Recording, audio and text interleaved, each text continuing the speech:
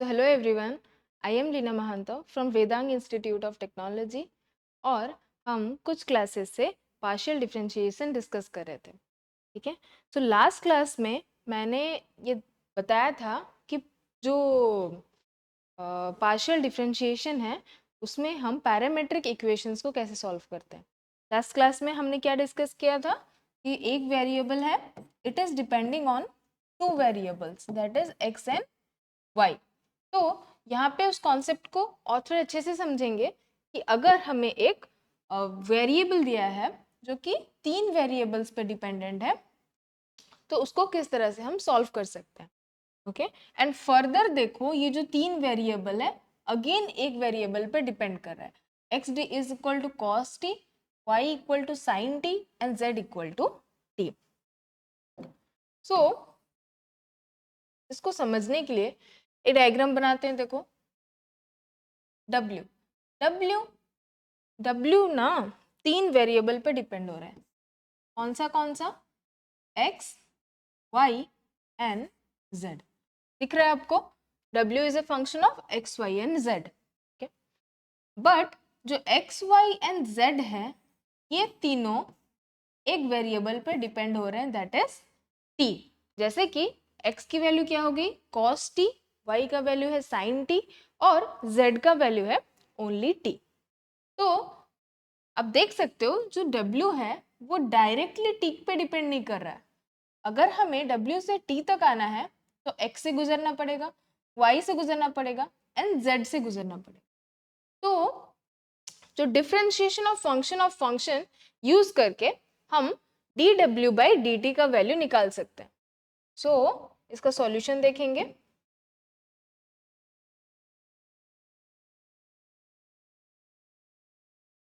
देखो हमें find out क्या करना है, we have to find dW/dt की वैल्यू। गिवन है W equals to x y plus z, dW/dt। ठीक है। पहले हम क्या करेंगे, x के रिस्पेक्ट में जाएंगे तो W को पार्शियली डिफरेंशिएट करेंगे with respect to x multiplied by dx/dt। ठीक है। यहाँ पे हमने पार्शियल डिफरेंशिएशन इसीलिए किया क्योंकि x जो है ना वो W का एक पार्ट है, y भी एक पार्ट है, z भी एक पार्ट है। W तीन वेरिएबल्स पे डिपेंड हो रहा है, बट x डायरेक्टली t पे डिपेंड हो रहा है, y डायरेक्टली t पे डिपेंड हो रहा है, z भी डायरेक्टली t पे डिपेंड हो रहा है। तो हम वहां पे डायरेक्ट डेरिवेटिव यूज करते हैं, सो dx/dt। नेक्स्ट देखो, अब y सिर्फ x पे डिपेंड हो रहा है क्या? नहीं। तो sorry, w direct only x पे डिपेंड नहीं है, वो y पे भी डिपेंड है। तो नेक्स्ट क्या करेंगे, dy/dt प्लस, अब वो z पे भी डिपेंड है तो z के रिस्पेक्ट में करेंगे dw/z डॉट dz/d। ठीक है। ये क्या हो गया, this is the value of dW/dt। एक एक करके एक एक टर्म का वैल्यू फाइंड आउट करेंगे, इस इक्वेशन में पुट करेंगे और हमें dW/dt की वैल्यू मिल जाएगी। पहले हमें क्या ढूंढना है, देखो पहले हमारा निकालना है dW/dx। तो dou W by dou x, dou by dou x of W का वैल्यू क्या है x y प्लस z। पहले तो देखो z, क्योंकि x के रिस्पेक्ट में हो रहा है तो x वाला टर्म का डिफरेंशिएशन होगा, है ना। सो dou by dou x of x and y। अब y तो है तो इसको हम लोग ऐसे कांस्टेंट ट्रीट करते हैं, तो ये क्या हो जाएगा y dou by dou x of x। तो dou by dou x of x क्या हो जाएगा 1 एंड जो आंसर आएगा that will be y। y किसका आंसर है, dou w by dou x। Next हमें क्या फाइंड आउट करना है, उसी तरह से हम dou w by dou y अगर फाइंड आउट करना चाहेंगे तो यहाँ पे आप देख सकते हो, लिख ही देती हूँ मैं, do by do y of x y plus z, तो ये वाला टर्म ओनली डिफरेंशिएट होगा, और क्योंकि y के रिस्पेक्ट में हो रहा है तो x को हम कांस्टेंट ले लेंगे, तो do w by do y की वैल्यू कितनी आएगी, दैट विल बी x। ठीक है, यहाँ पे भी लिख देते हैं do w by do x की वैल्यू आ गई y। Again do w by do z, और एक टर्म हमें फाइंड आउट करना है, do w by do z, इसकी वैल्यू कितनी आएगी, do by do z of z, w क्या है एक्स वाई प्लस जेड, अब तो z अकेला है, उसके लिए डो बाय डो z क्या हो जाएगा, do by do z of z that is equal to 1, तो do w by do z की वैल्यू आएगी 1। नेक्स्ट कौन कौन से टर्म्स रह गए, dx by dt, dy by dt and dz by dt, इसको भी हम इजीली फाइंड आउट कर सकते हैं। देखो dx by dt that means d by dt of x की वैल्यू कितनी गिवन है, that is cos t। Okay, cos t का डिफरेंशिएशन क्या होता है, minus sine, next again dy by dt, y की वैल्यू कितनी है, that is d by dt of y is equal to sine t, तो साइन t लिख देंगे, तो d by d t of sine t कितना हो जाएगा, cos T.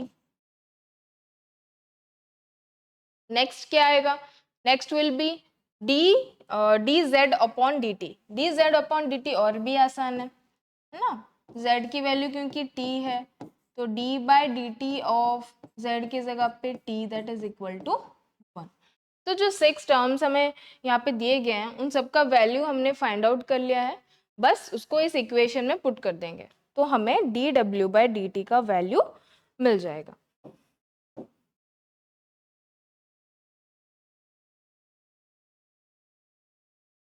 Okay, let's see dw by dt का वैल्यू क्या था, do w by do x into d x upon d t plus do w by do y dot d y upon d t plus do w by do z dot d z upon d, सबकी वैल्यू हमने already find out कर लिए, तो do w by do x कितना हो जाएगा, ये कितना था y d x upon d t minus sine t plus do w by do y is x and it will be cos t plus इसका वैल्यू भी 1 था एंड इसका वैल्यू भी 1 ही था।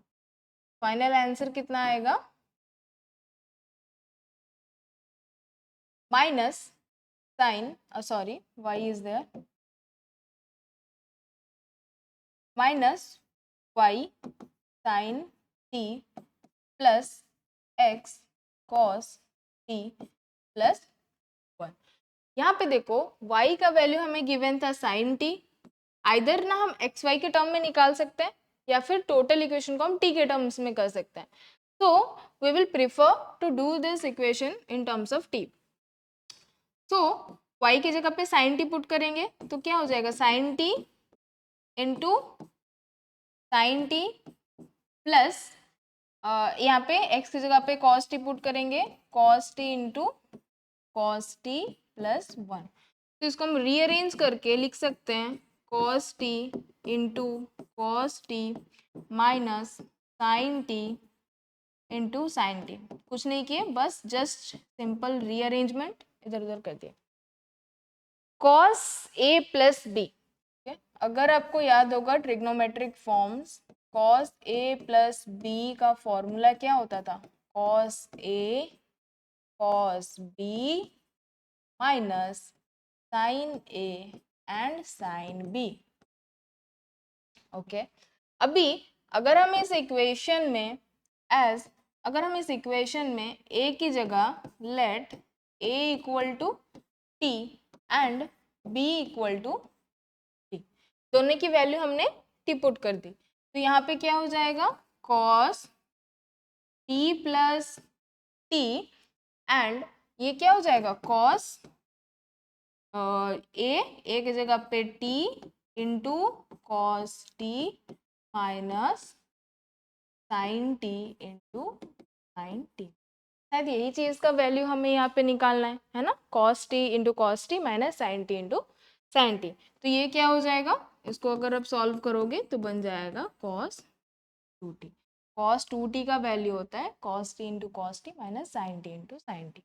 तो पर्टिकुलरली इसके जगह पे हम टोटल लिख सकते हैं cos two t plus one, और it can be written as one plus cos two. ठीक है, तो इस तरह से हमने क्या किया, डी डब्ल्यू बाई डी टी का वैल्यू निकाल दिया। तो आई होप आपको समझ आया होगा कि इसका वैल्यू कैसे निकालते हैं। अगर एक variable again another three variables पे डिपेंड हो रहा है, या फिर दो थ्री वेरिएबल्स अगेन और एक वेरिएबल पे डिपेंड हो रहा है, तो ऐसे में ऐसे क्वेश्चन को कैसे सॉल्व करते हैं, सो बाकी का नेक्स्ट क्लास में डिस्कस करेंगे। Thank you everyone.